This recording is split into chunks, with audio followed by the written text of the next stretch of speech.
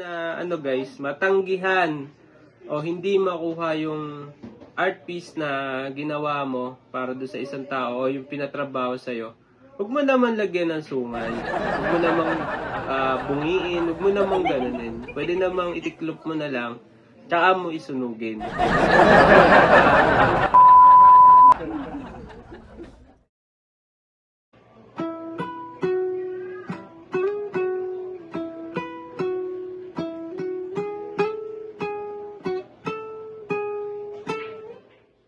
Natin ay ang portrait artist.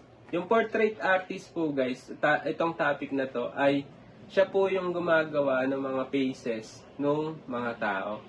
So, kadalasan na ginagawa niyan guys, mag-asawa, mga magulang nila, mga anak, yun yung mga kadalasan na ginagawa nila. At yung crush ng isang tao, pinagagawa niyon at ipinangre-regalo dun sa may kanyang nililigawan. Yung ilang mga senaryo. At meron mga senaryo guys din naman na mga elder ng family nila at meron silang isang picture lang na maliit, mga wallet size, at yun na lang yung picture na meron sila nung elder nila. At ang ginagawa po, naghanap sila ng portrait artist para i-transfer yung image na yon.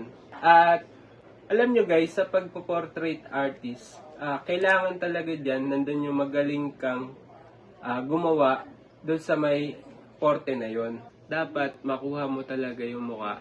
At tandaan mo, hindi lang pwedeng kopyahin mo na lang ng kopyahin talaga yung isang klase ng pinoportrait mo. Siyempre, lagyan mo pa rin ng enhancement doon sa ginawa mong tao. So, kung binigay sa'yo ay sobrang sama talaga ng muka, kailangan i-enhance mo naman kahit paano. At kung ibinigay naman sa'yo ay yung nagpagawa sa'yo ay medyo hindi maayos yung forma ng muka, kailangan mo din i-enhance ng kahit paano para magustuhan at hindi matanggihan yung art piece na pinagawa sa'yo, na ginawa mo dun sa isang tao na yon.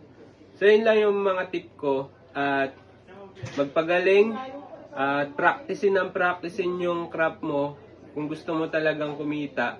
Portrait making kasi ay hindi madali. At kulang sa gumagawa ng portrait making at sa gusto, interesado na gawin yon, ay mag-practice ka na mag-practice guys.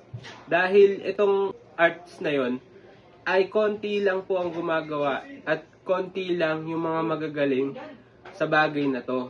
Gawa mo ng portrait, meron siyang magandang income. Hindi siya talo kung ito ay sideline mo o ito yung maging kabuhayan mo para sa pag-art, sa paggawa ng.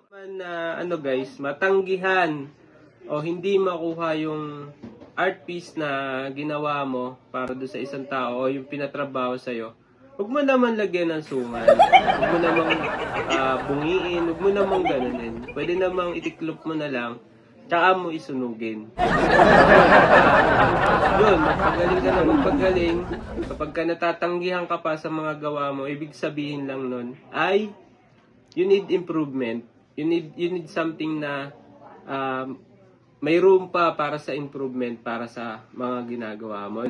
At pagka natutunan mo na itong klase ng hanap buhay na to guys, doon merong kaakibat yon na malaking income. Hindi ganun ka-cheap yung magpagawa ng mga art para sa mga bahay nila. So yun, maraming salamat sa lahat at tuloy-tuloy sa paglikha, tuloy-tuloy sa paggawa. Ito ang painting.